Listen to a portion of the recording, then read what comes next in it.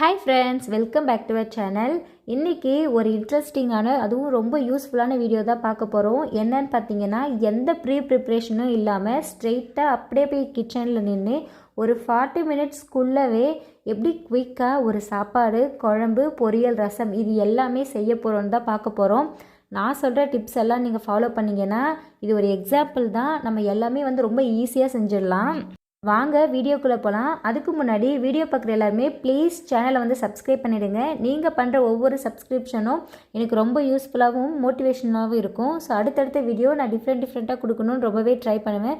So please எல்லாருமே like பண்ணிவிட்டு subscribe பண்ணிவிட்டு உங்கள் ஃப்ரெண்ட்ஸ் அண்ட் ஃபேமிலி எல்லாருக்குமே ஷேர் பண்ணுங்கள். ஃபர்ஸ்ட் நான் அரிசி பருப்பு ரெண்டுத்தையுமே தனித்தனியாக வாஷ் பண்ணி ஊற வச்சுக்கிட்டேன். நான் இதை ஸ்டார்ட் பண்ணும்போது டைம் பார்த்திங்கன்னா கரெக்டாக 1 o'clock கிட்ட இருந்தது. நான் முருங்கைக்கீரை குழம்புக்காக தான் பருப்பு ஊற வச்சுருந்தேன். அப்போ தான் பருப்பை வாஷ் பண்ணி வச்சுருந்தேன் இல்லையா. ஸோ அதில் கீரைக்கு தேவையான ஐட்டம்ஸ் எல்லாத்தையுமே நான் சேர்த்துட்டு பச்சை மிளகா, பூண்டு, தக்காளி எல்லாத்தையுமே சேர்த்துட்டு மஞ்சள் தூள், கல்லுப்பு சேர்த்துட்டு மூடி அங்கேயே ஓரமாக வச்சுட்டேன். ஸோ அந்த கேப்பில் கூட அந்த பருப்பு ஊறிக்கிட்டே இருக்கும். அதுக்கப்புறம் வாழைக்காய் பொரியல் செய்யலான்னு சொல்லிட்டு அதுக்கு தேவையான திங்ஸ் எல்லாத்தையுமே ரெடி பண்ணிகிட்டு இருந்தேன். அதுக்கு ஒரு வெங்காயம், ஒரு தக்காளி பொடி பொடியாக கட் பண்ணி எடுத்துகிட்டு 2 வாழைக்காய் எடுத்துருந்தேன். சின்ன சைஸாக இருந்ததுனால நான் 2 எடுத்துருந்தேன். தோல் சீவிட்டு ரெண்டுத்தையுமே ரவுண்ட் ஸ்லைசஸாக நான் கட் பண்ணி எடுத்துக்கிட்டேன். அவ்வளோதான், நம்ம பொரியலுக்கு தேவையான எல்லாத்தையுமே ரெடி பண்ணிட்டோம். இப்போ பொரியலுக்கு தேவையான எல்லாத்தையுமே நம்ம ரெடி பண்ணிட்டோம் இல்லையா. இதை நம்ம தாளித்து விட்டால் மட்டும் போதும். இந்த காயெல்லாம் கட் பண்ணுற வரைக்குமே குக்கரில் பருப்பு ஊறிக்கிட்டே இருந்தது.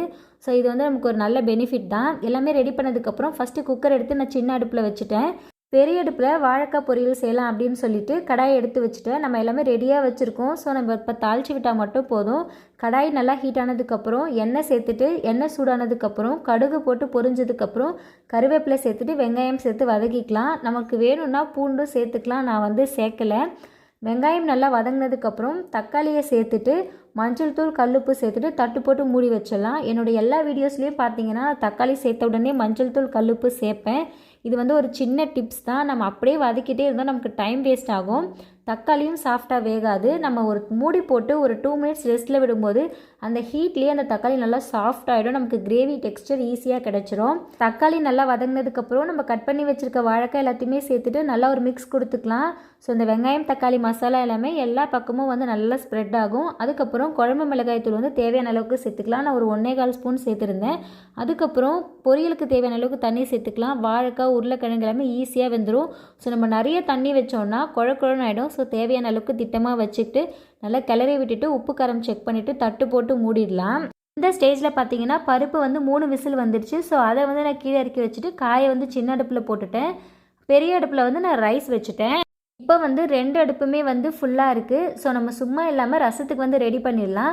ரைஸ் ரெடி ஆகிறதுக்கு கொஞ்சம் நேரம் ஆகும். ஆனால் காய் பார்த்திங்கன்னா எல்லாமே முடிஞ்சிடுச்சு. ஒரு 5 to 7 மினிட்ஸில் பொரியல் ரெடி ஆகிடும்.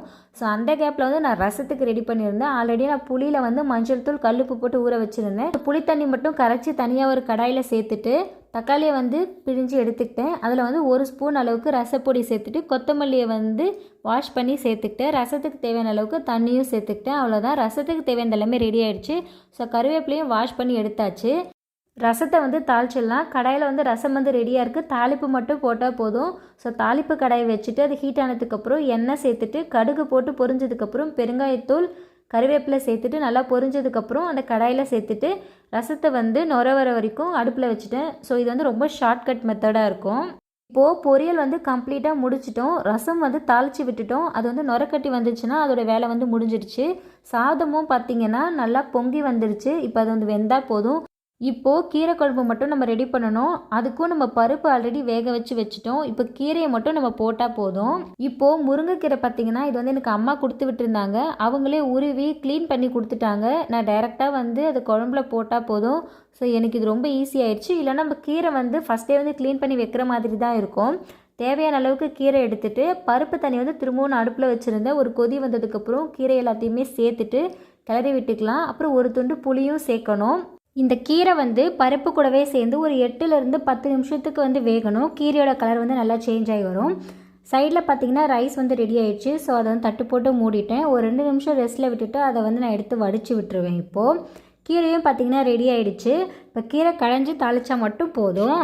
அந்த 2 நிமிஷம் கேப்பில் ரெடியான கீரையை சட்டியை வாஷ் பண்ணிவிட்டு அதில் நான் சேர்த்துட்டேன். அவ்வளோதான், நம்ம ரைஸை வந்து வடித்து விட்டுட்டோம். பொரியல் ரசம் எல்லாமே ரெடி. இப்போ நம்ம கீரையை கடைஞ்சி தாளிச்சா மட்டும் போதும். ஆல்ரெடி பருப்பு வேக வைக்கும்போது நம்ம உப்பு சேர்த்துருந்தோம். இந்த ஸ்டேஜில் வந்து ஃபஸ்ட்டு கல்ச்சட்டியில் கல்லுப்பு சேர்த்துட்டு அதுக்கப்புறம் நம்ம கீரையை சேர்த்து கடைஞ்சோன்னா ஈஸியாக வந்து கடைஞ்சிடலாம். உப்பு வந்து நம்ம பார்த்து தான் சேர்க்கணும். இப்போது கீரையை வந்து நம்ம தாளிச்சிடலாம். தாளிக்கிறதுக்கு தேவையான ஐட்டம்ஸ் கூட நம்ம ஃபஸ்ட்டே ரெடி பண்ணி வச்சுட்டோம்.